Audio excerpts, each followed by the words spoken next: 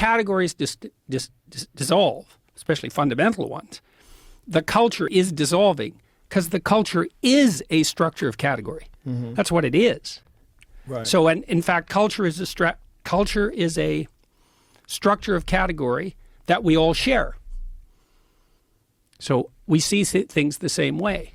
Well, that's why we can talk. I mean, not exactly the same way, because then we'd have nothing to talk about. But roughly speaking, we have a bedrock of agreement.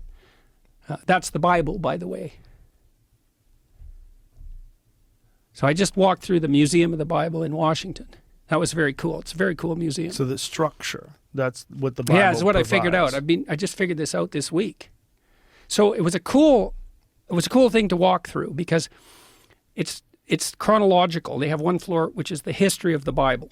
Mm. But it's not exactly that. It's really what it is the history of the book. Now, in many ways, the first book was the Bible.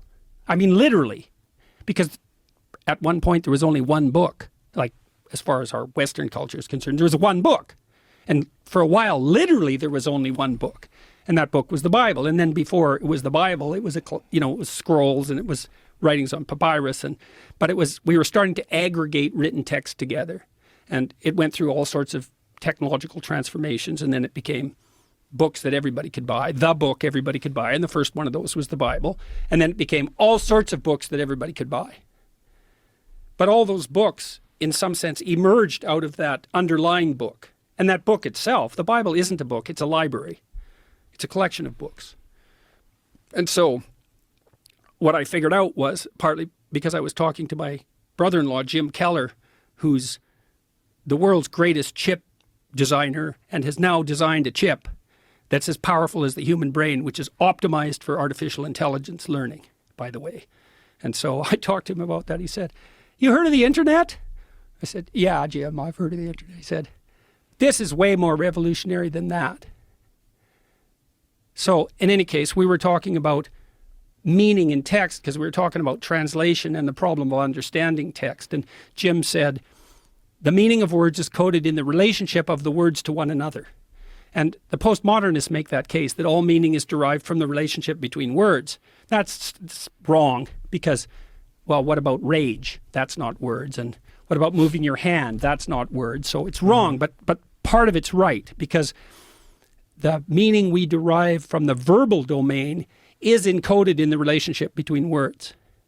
So now then you think, well, let's think about the relationship between words. Well, some words are dependent on other words. Some ideas are dependent on other ideas.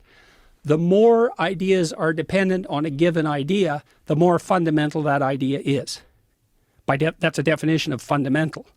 So now imagine you have an aggregation of texts in a civilization. You say, which are the fundamental texts? And the answer is the texts upon which most other texts depend. And so you'd put Shakespeare way in there in English because so many texts are dependent on Shakespeare's literary revelations. And Milton would be in that category, and Dante would be in that category, at least in translation. Fundamental authors, part of the Western canon, not because of the arbitrary dictates of power, but because those texts influenced more other texts. And then you think about that as a hierarchy, okay, with the Bible at its base, which is certainly the case. Now imagine that's the entire corpus of linguistic production, all things considered. Now, how do you understand that? Like, literally, how do you understand that? The answer is you sample it by reading and listening to stories and listening to people talk. You sample that whole domain. You build a low-resolution representation of that inside you, and then you listen and see through that. And so it isn't that the Bible is true. It's that the Bible is the precondition for the manifestation of truth, which makes it way more true than just true. It's a whole different kind of true. And I think this is not only literally the case, factually, I think it can't be any other way. It's the only way we can solve the problem of perception.